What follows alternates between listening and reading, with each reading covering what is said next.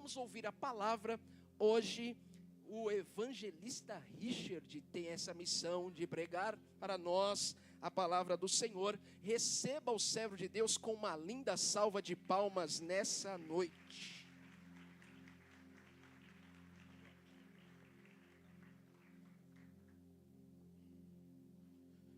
Meus irmãos, recebam a paz do Senhor Jesus.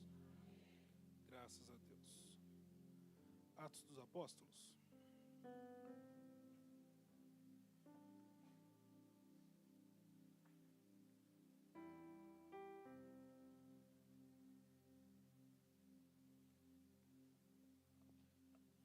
Capítulo de número 28.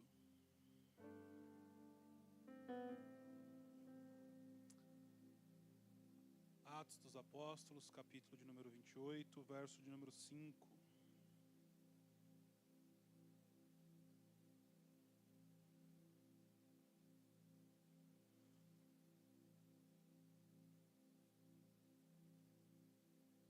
Amém?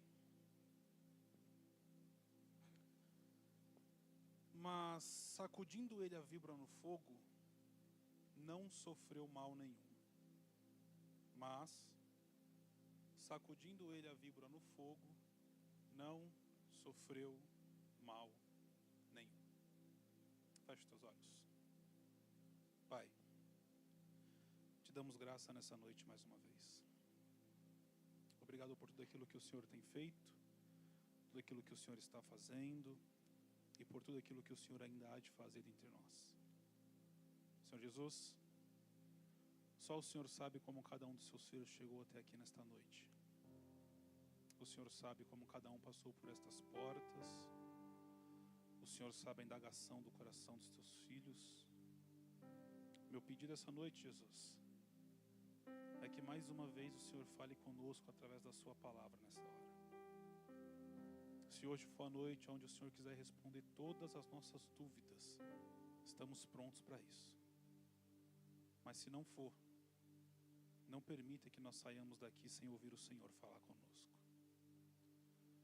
Toma agora nossa mente cativa ao trono da sua graça, Jesus. Repreende todo comichão em nossos ouvidos nesta hora. Que toda resistência maligna seja neutralizada e caia por terra agora pelo poder do nome de Jesus. Que a tua palavra penetre na divisão da alma e do espírito. Que nós possamos sair daqui cheios e edificados daquilo que o Senhor tem para nós. Fala conosco agora, Jesus, mais uma vez, através da sua palavra, de uma forma nítida, clara, concisa e eficaz. Edifica-nos aqui neste lugar, para a tua honra, para a tua glória e para o teu louvor, em nome de Jesus, em nome de Jesus, em nome de Jesus.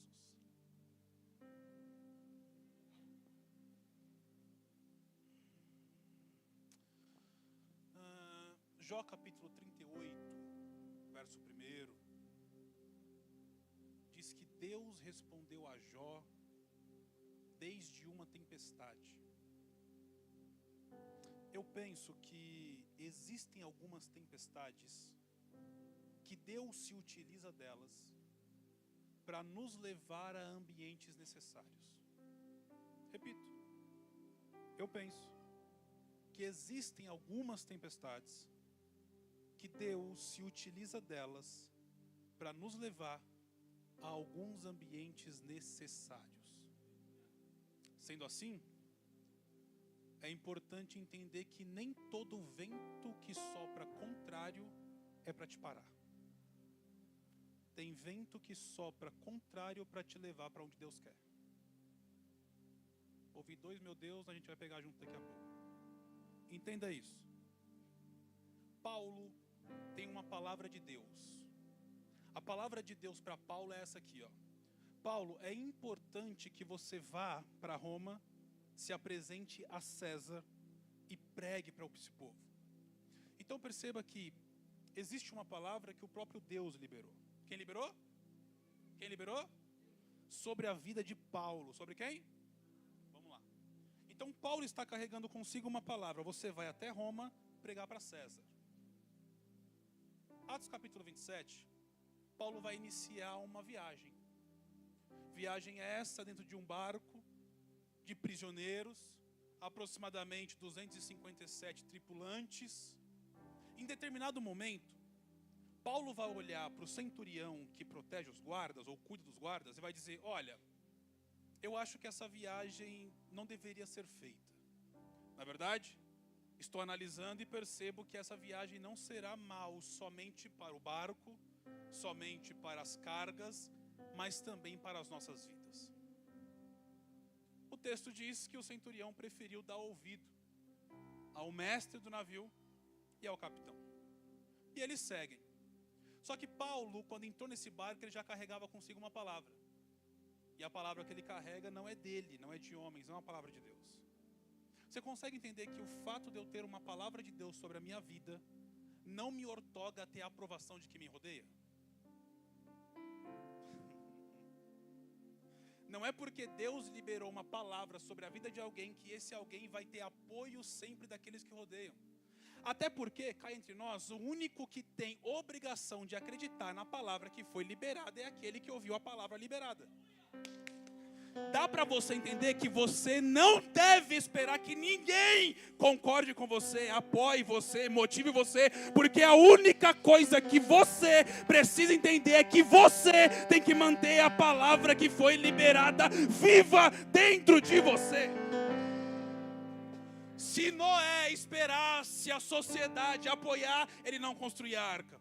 Se Abraão esperasse a aprovação de Sara, ele não subia com Isaac. Mas Deus te trouxe essa noite para falar tanta coisa e começa falando isso. Se você acreditar na palavra que eu liberei sobre a tua vida um dia e permanecer com ela viva, não se preocupe com quem não apoia, não se preocupe com quem não entende, porque eu preciso de você crendo nela para viver. Eu estou sentindo a graça de Jesus aqui.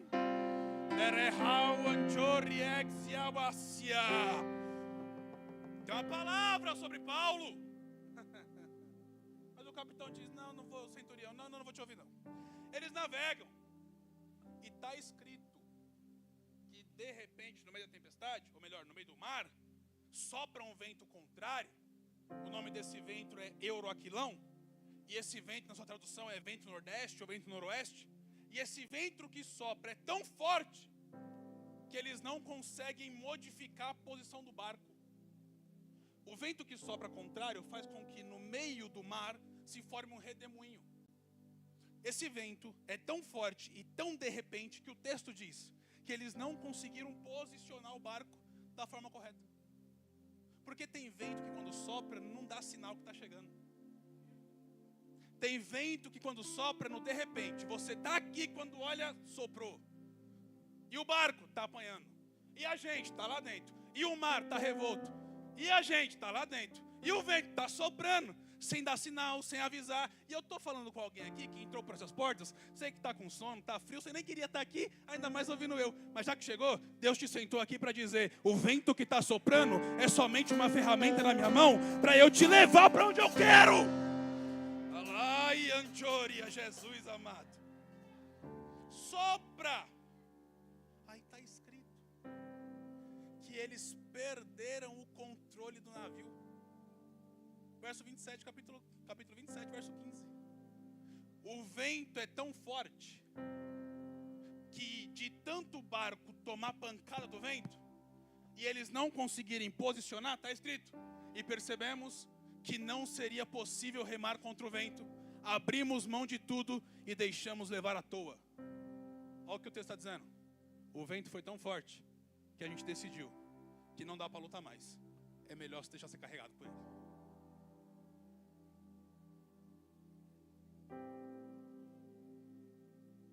E aí eu parei para tentar entender isso aqui. Porque a gente está falando de uma pessoa que já alertou que esse vendaval chegaria, mas os comandantes do barco não entenderam. E aí eu tentando entender isso aqui, por que Jesus ou Deus, como você quiser interpretar aqui, permitiu que um vento contrário soprasse? E aí Deus falou comigo: Richard, qual que é o destino deles? Itália. Para quê? Estão prisioneiros sendo levados para a prisão. Na sua grande maioria, vai morrer lá dentro. Destino final. Deus permitiu que o vento soprasse para se utilizar do vento e levar eles para uma terra que está pronta. Ah, não, só 2 pegou. Vamos lá. Ó. Não foi Deus que soprou o vento. Porque o próprio Paulo olhou para o tempo e disse, vai dar ruim. Mas Deus se utilizou do vento natural como ferramenta para o sobrenatural. Não precisa de 3 comigo aqui para entender isso aqui. É Deus dizendo para alguém, eu quero que você entenda que a situação contrária da sua vida, no dia a dia, no natural, as coisas comuns, eu vou me utilizar delas para te direcionar para onde eu quero, te levar para onde quero.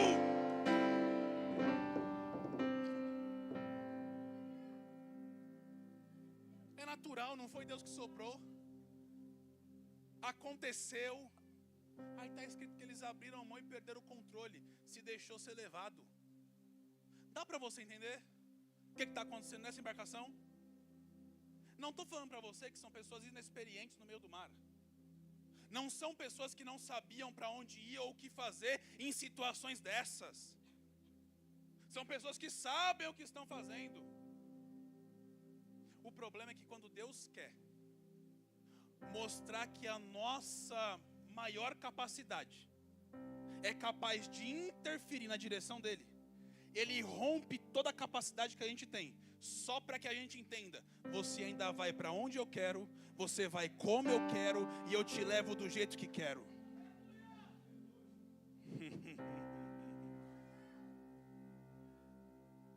Eles abrem mão, perderam o controle. Diga isso, perderam o controle. Você consegue entender que o capitão do barco conseguiu perder o controle do barco para que ele entendesse que Deus nunca perdeu o controle do vento? Ah, não, foi várias madrugadas isso aqui, já isso aí. Vou de novo. O capitão precisou entender que mesmo que ele perca o controle do barco, Deus nunca perdeu o controle do vento. Porque não é pelo fato de Deus não ter enviado esse vento que esse vento não vai obedecer quando ele mandar. Não é pelo fato do vento estar soprando pelo âmbito natural que quando ele abrir a boca esse vento não obedece.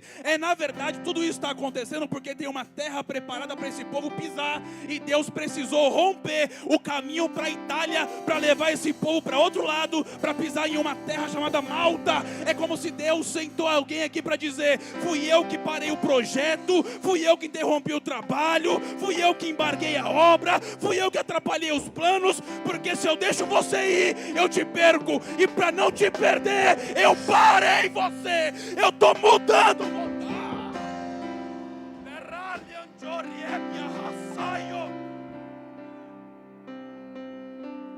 Eu estou recalculando a sua rota, eu estou mudando a direção do teu futuro. Eu estou mudando a estratégia estabelecida, porque o que eu tenho para você agora não é final de cadeia na Itália. Eu tenho Malta para você. Eu tenho Malta para você. Você vai perder o controle de tudo para entender que o vento dele tem mais controle do que o leme na minha mão. Alguém pode falar, Richard, mas o vento é contrário. É contrário à direção que eu queria ir, mas nunca foi contrário à direção que ele quer me levar. Deus está dizendo, eu tenho que interromper alguns planos seus. Eu tenho que parar alguns projetos, alguns relacionamentos, algumas direções, porque se eu deixar você ir, eu te perco. E como nosso pastor aqui diz muitas vezes, Deus prefere te ver perdendo do que te ver perdido. Aí você entrou aqui, Deus me dá uma direção, lá vai, segue o vento. Gente, mas eu quero sair dele. Se sair, você volta para a sua direção. Quer chegar onde Deus quer que você chegue? Deixa o vento te levar. E eu sei que é contraditório muita coisa. Eu sei que a gente chega aqui e pede para Deus parar a tempestade, acabar com a tempestade e tal, tempestade. Mas foi na tempestade que ele falou com Jó. Nas maiores indagações teológicas que poderia existir na Bíblia. aonde um homem disse: se eu fosse como Deus, eu subiria até o céu, colocaria o meu trono diante do Senhor, e a gente teria um papo de igual para igual. Aí Deus vai falar com ele de onde? Tempestade. Sabe por quê? Nós pensamos que Deus tem obrigatoriedade de falar comigo na calmaria que eu quero ouvi-lo. Quando na verdade o texto de João vai dizer, lá em Apocalipse, que a voz dele é como voz de muitas águas. É tanto barulho que não dá para outra pessoa conversar na presença dele.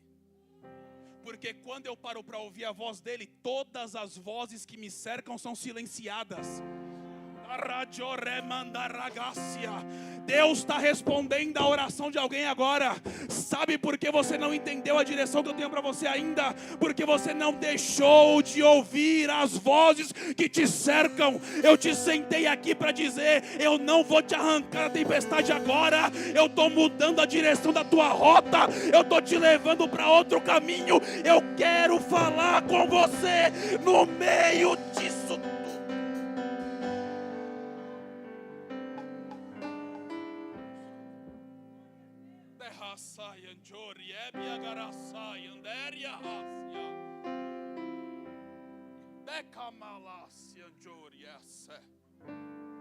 É no meio disso tudo. Aí está escrito. Versículo 18 e 19. Põe na tela aí, meu amigo, por favor. Capítulo 27, verso 18. No dia seguinte, como o vento com a força de vendaval continuava a soprar contra o navio, a tripulação começou a lançar as cargas ao mar. 19. No terceiro dia, removeram até mesmo a parte de equipamentos do navio e jogaram fora. Essa parte de equipamentos aqui são os remos e os lemes e as grandes velas. Verso 18, eles jogaram fora as cargas. Verso 19, eles estão jogando fora os lemes, as velas e os remos. Por que, Richard? Porque eles entenderam: contra o vento não vai dar para remar mais. Faz o seguinte: para que o vento nos leve de forma mais tranquila, vamos ter que deixar o barco mais leve. Então joga a carga fora. Porque a primeira coisa que Deus queria ensinar para esse povo, ou ensinar para a gente, melhor dizendo, é que para a gente chegar onde Deus está estabelecendo que cheguemos, eu preciso começar a jogar para fora algumas cargas que eu carrego. É impossível eu pisar na terra que Deus preparou para eu pisar, carregando as cargas do passado que carrega até hoje. Joga as cargas fora. Segunda coisa que vai jogar fora: leme, remo e velas. Tudo aquilo que dá direção para o barco. Porque Deus sabe que a gente tem muita facilidade em entregar o volante na mão dele hoje e tomar o controle amanhã de novo. Então, no meio desse vendaval todo, o que ele quer ensinar é mais ou menos isso aqui, ó. Enquanto você não entender que se você não perder totalmente o controle da navegação, você não chega onde eu quero, você vai continuar preso no mesmo vendaval, no mesmo redemoinho, sem sair do lugar. Richard, eu não vim ouvir isso. Volta outro dia. Hoje é isso. Domingo que vem tem outro pregador. Viesse de manhã. De manhã foi top. Hoje é só eu, só. E aí? Vai jogar fora o lemo? O lemo. Ó, o leme. O remo. E a vela. Pra quê? Pra entender que essa embarcação, eu não tenho mais controle nenhum sobre ela. Na verdade, cá entre nós aqui, quem foi que orou um dia para Deus dizendo: eu quero viver as tuas promessas sobre minha vida? Quem foi um dia que disse: Deus, prepara o caminho para eu passar? Deus, deixa eu viver os teus sonhos? Aí Deus quer te levar para o meio de tudo que Ele tem para você e você quer ir contra o vento. Ah, miserável. Baixa o Adson Bela aqui agora. Dá para você entender isso aqui ou não? Deus está arrancando o controle das suas mãos. Sabe o que eu acho lindo? Que não foi o vento que quebrou o leme, os remos e as velas. Foram os tripulantes que jogou fora. Porque existe uma grande diferença entre eu ser carregado pelo vento sem saber para onde está indo, e eu ser carregado pelo vento com consciência do que estou fazendo. Deus não quer ninguém aqui sendo carregado por Ele, ou pelo vento que Ele está usando, de forma inconsciente.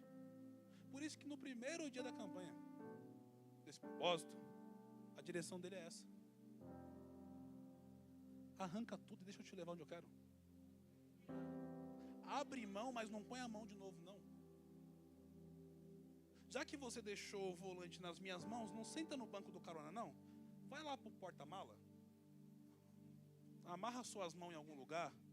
Amarra sua boca em outro canto. E deixa ele te levar onde ele quer.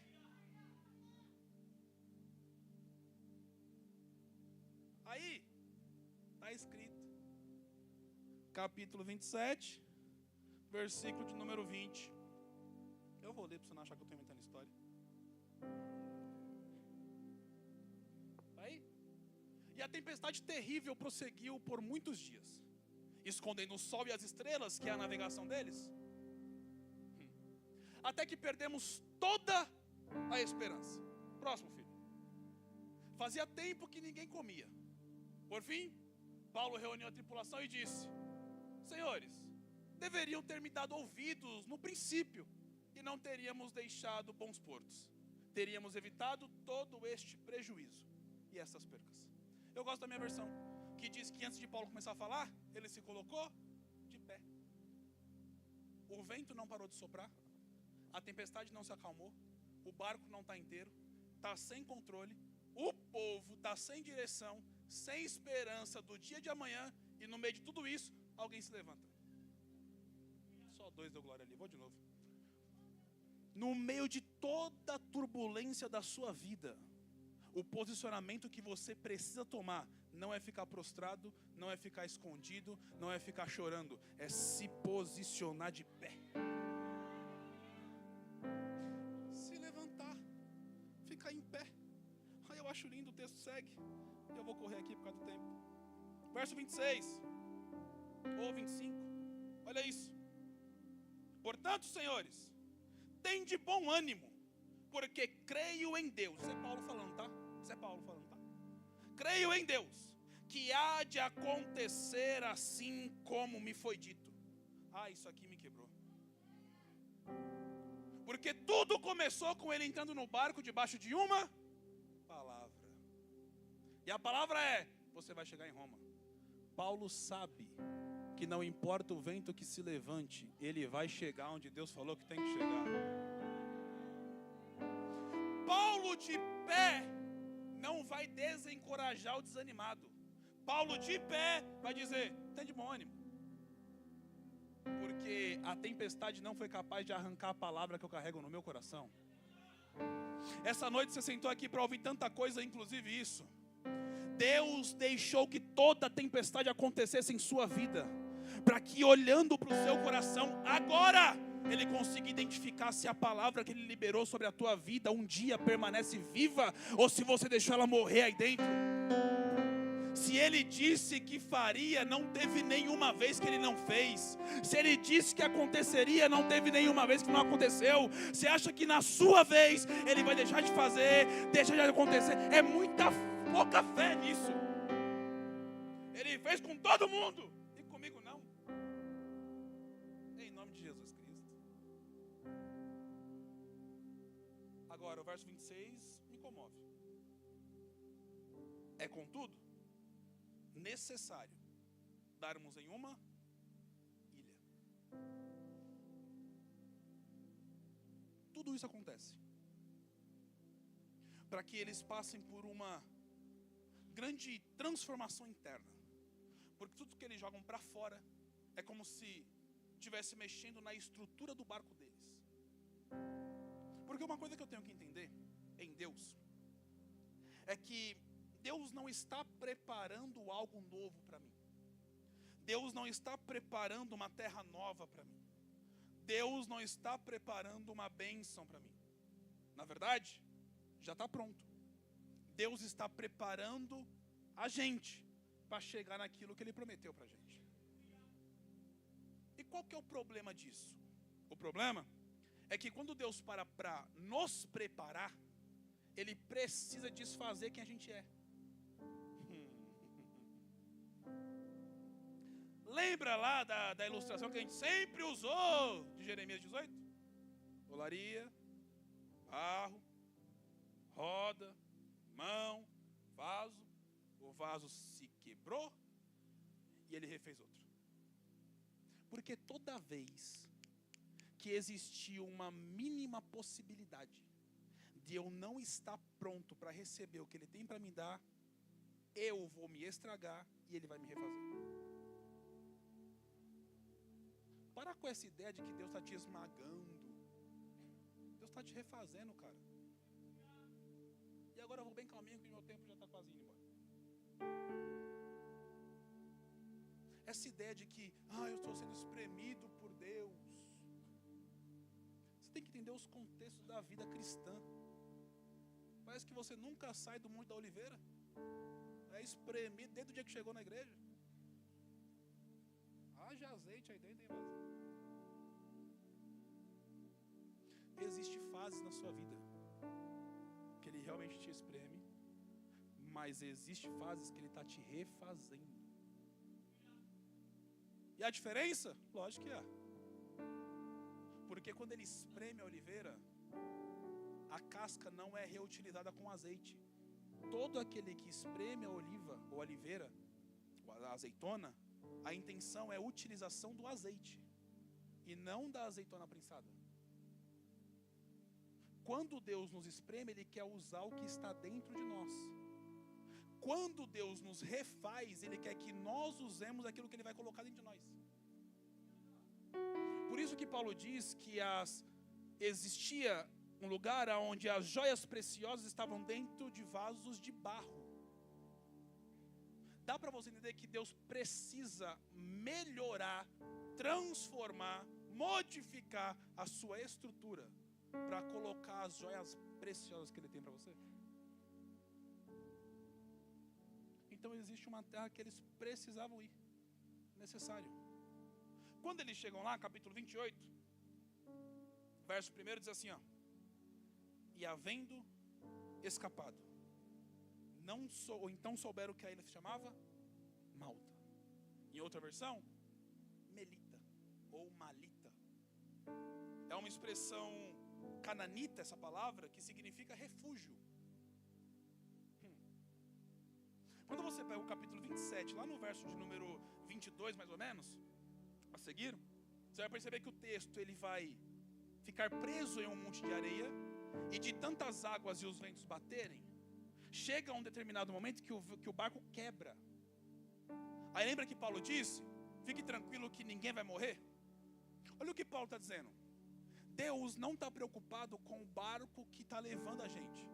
Deus está preocupado com a gente que está dentro do barco. Então Ele vai deixar o barco quebrar, mas vai preservar a nossa vida. Porque tem ocasiões em nossa vida que se Deus não quebrar o barco, a gente volta para o mesmo lugar. Ele precisa quebrar o nosso barco. Mas a palavra dele antes de quebrar é essa: o barco quebra, mas a vida fica. E gente, o que você quer dizer com isso? Eu não sei de nada, quem orou foi você. É você que sabe o que está falando com ele. Eu sei que a resposta dele para você hoje é: eu não vou deixar você com o barco. Eu vou quebrar seu barco, mas vou guardar a sua vida.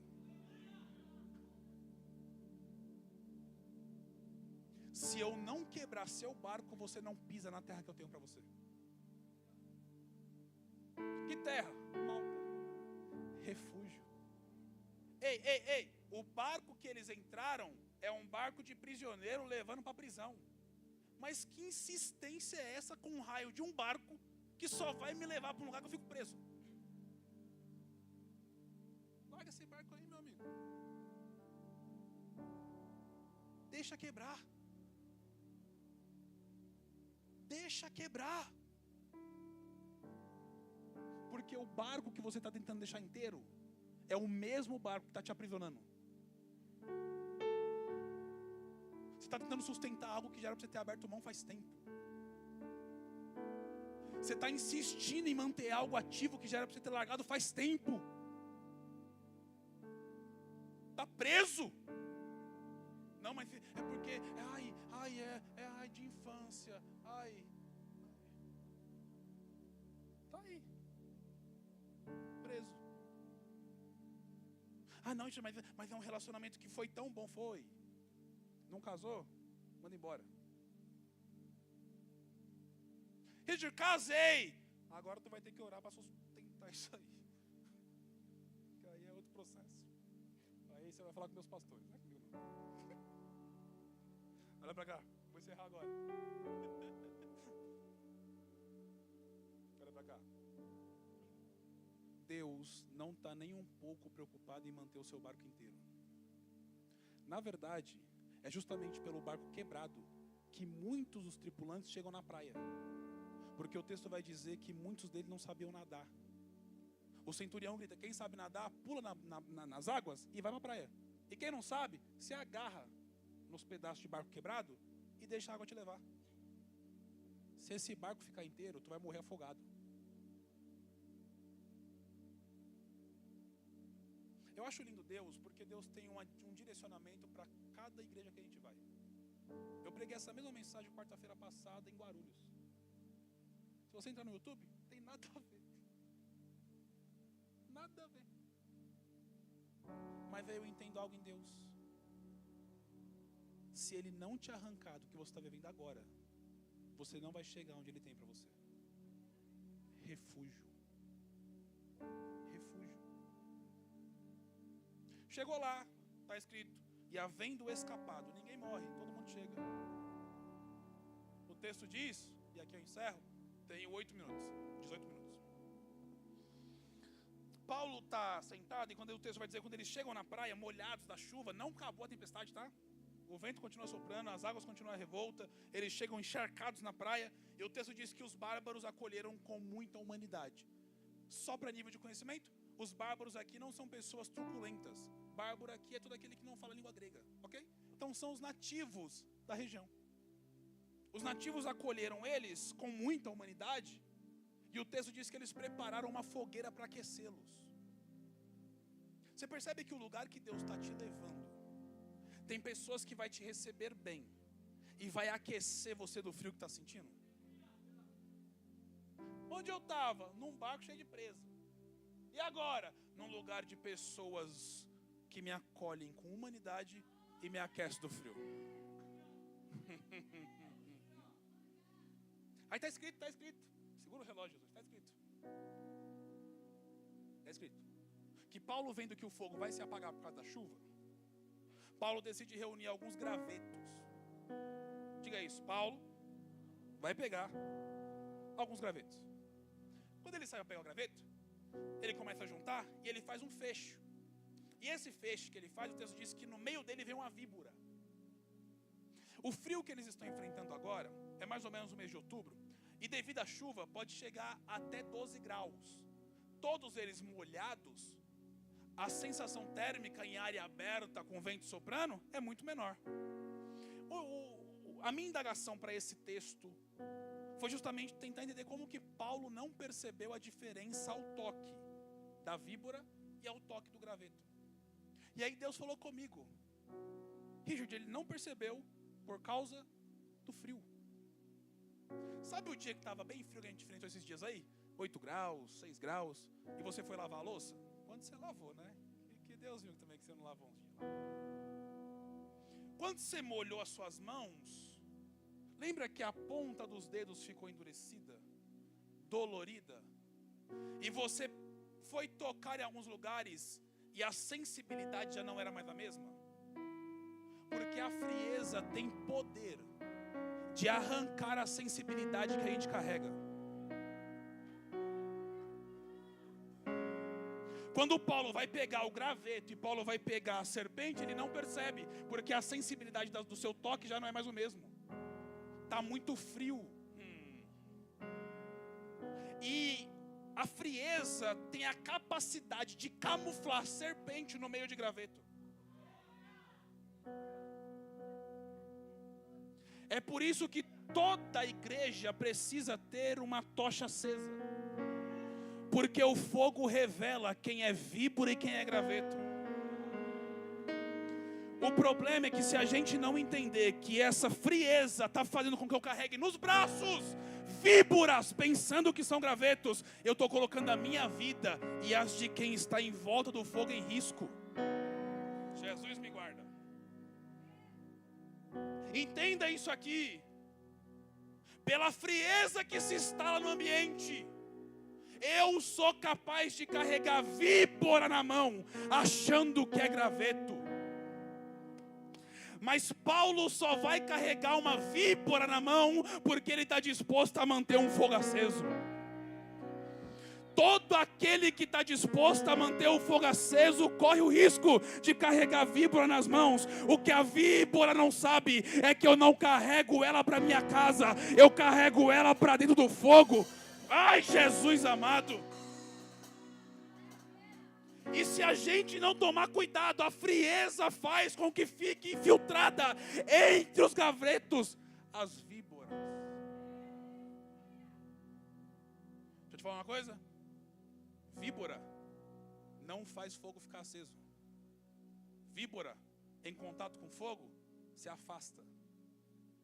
A intenção de Paulo foi buscar graveto para manter o fogo aceso, sim ou não? Se ele traz nas mãos só víboras, um exemplo aqui conjecturando, se ele traz nas mãos só víboras e joga só víboras, o fogo se apaga, porque as víboras correm.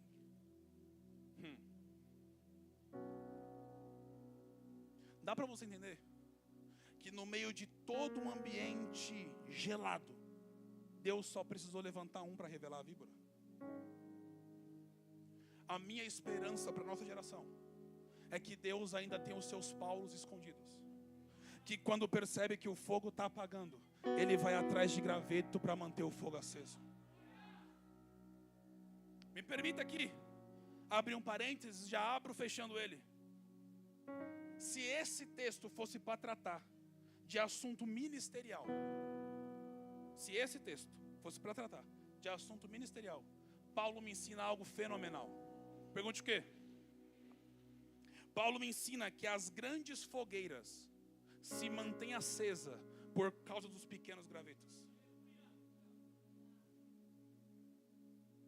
Porque uma grande fogueira, para manter aquecido 257 pessoas, tem que ser muito grande. Troncos muito altos. Mas os troncos altos só pegam fogo por causa dos pequenos gravetos. Sabe qual é a artimanha de Satanás para a nossa geração? É colocar na nossa mente que o trabalho que a gente faz é pequeno demais para continuar sendo feito. E é por isso que ele gera no seu coração cada dia mais o desejo de você parar, colocando dentro de você que o que você faz é insignificante demais para continuar sendo feito. Deixa eu te falar uma coisa. Se você para de fazer agora, você interfere o fluxo de quem está pegando fogo lá em cima. Não tenha ânsia de ser as grandes tochas que aquecem, porque só tem alguém aceso porque alguém está lá embaixo pegando fogo primeiro. Fechei. Ó Paulo, traz na mão, no colo, sei lá como, os feixes de graveto. Quando ele joga, o texto diz que, jogando na mão, jogando no fogo, a víbora gruda em suas mãos. E ele vai para cima do fogo e sacode a víbora.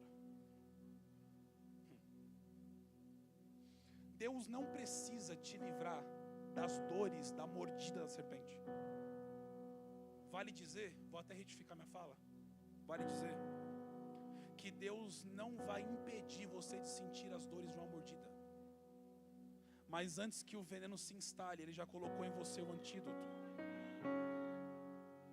Dentro de você já tem o antídoto que neutraliza o veneno da serpente. Ô Richard, e por que eu preciso sentir o toque para identificar onde ela está? Porque nessa ilha tem serpentes escondidas. E se Paulo não acende o fogo, elas continuam lá. Se você pegar a cultura histórica da ilha de Malta, os nativos vão dizer que desde o dia que Paulo passou por lá, todas as serpentes venenosas perderam o efeito do veneno. Claro que isso é um conto nativo.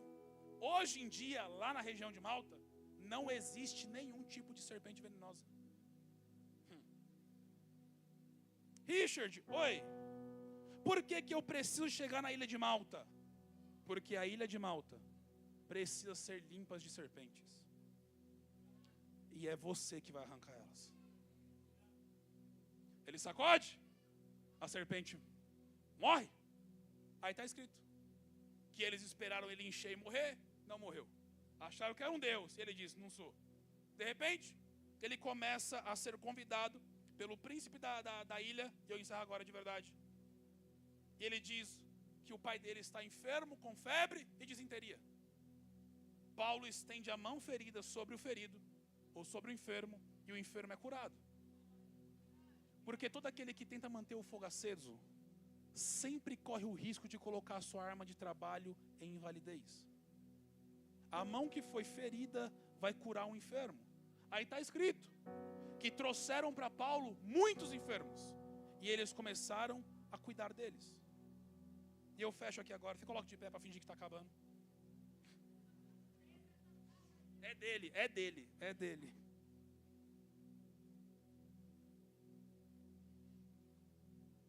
Está escrito. Eu leio com você e a gente encerra. Vocês vão cantar alguma coisa aí? Amém. Atos capítulo 28. Põe na tela, meu amigo, por favor. Versículo de número 10. Põe o 9, por favor, para dar contexto. Feito, pois, isto, vieram também ter com ele os demais doentes da ilha que tinham enfermidades, e eles sararam. Verso 10. Os quais nos distinguiram também com muitas honras ou presentes, e havendo de navegar, nos proveram de todas as coisas necessárias. Verso 11. E 3 meses depois, partimos em um navio de Alexandria, que invernava na ilha, o qual tinha consigo as insígnias dos deuses de lá. Olha isso aqui, ó. Encerra agora, enquanto o grupo de louvor se prepara. Olha para cá. Eles chegaram numa ilha porque o seu barco quebrou, sim ou não? 3 meses depois. Eles perderam tudo para chegar na ilha, sim ou não? 3 meses depois. Eles estão entrando na ilha como prisioneiros desonrados, sim ou não?